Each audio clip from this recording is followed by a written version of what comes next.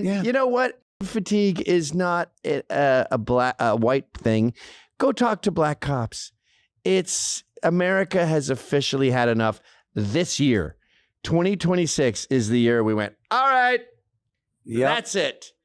I'm moving out. Like, it's over. You're moving out. We're done. Yeah, pushing back. And black people are noticing this too, because we see them trying to push back harder with their usual complaints and nonsense that we've seen over the course of the years, because it isn't working. Right. And they're just trying to push it harder, which makes it not work even more.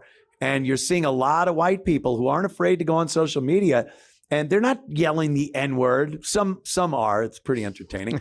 But some people are just spelling it out like, yeah, I'm tired of going into a fast food place and having to deal with thugs and people yelling and throwing shit.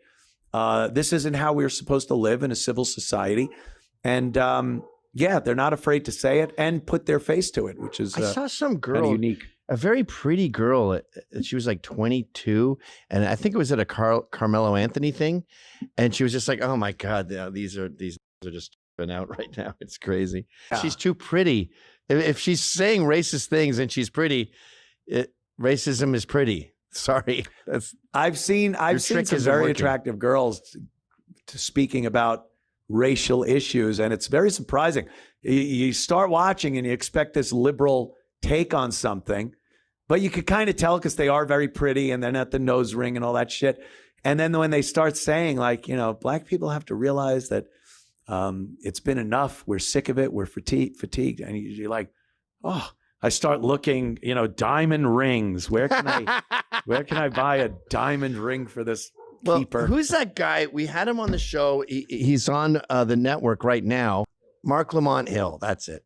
He was on Piers Morgan, and Lily, who's also on the network, was they were talking about the dreaded N-word. I don't want to live in a country where you can say an inappropriate, rude thing, which, by the way, black people can say things to white people all the time and they never get canceled. There's no backlashing about this.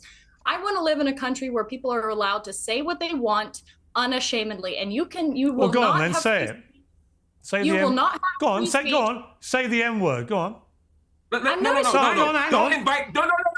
don't want you to invite this woman to say a racially harmful term in front of me, because I'm the only on here. So if she says it, I'm the victim of it. So please don't invite her for ratings to call me the N-word, because that's basically what it's going to be. There's a bunch of white people up here, one on the left here, and to ask her to say the N-word while I'm here is ridiculous. You would not sit here with a Jewish person and say, please use a Jewish slur in front of this Jewish. It's ridiculous. I understand you don't have any bad intent, Piers. I understand what you're trying to do, but we already know she's racist, and I don't want to invite a racial harm to me. I hear you.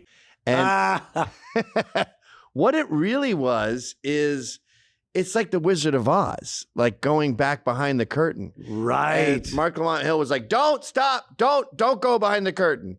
There's nothing to see here. I don't want you going behind the curtain.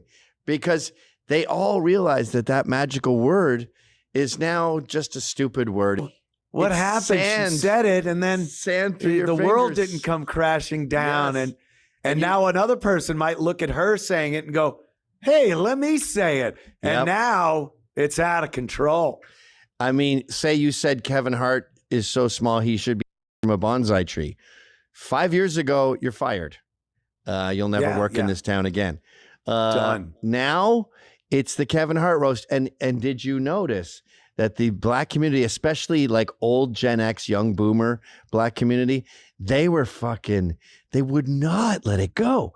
It was weeks and weeks of stupid idiots who have names like doctor because they have a master's in psychology or some shit that they never used. And they're like, we need to get pastors together to write a letter to Netflix saying we're going to boycott it. Like we talked about last time, because they don't understand that they're not 50% of the population. And a boycott doesn't make any shit bit of difference. Completely meaningless. Yeah.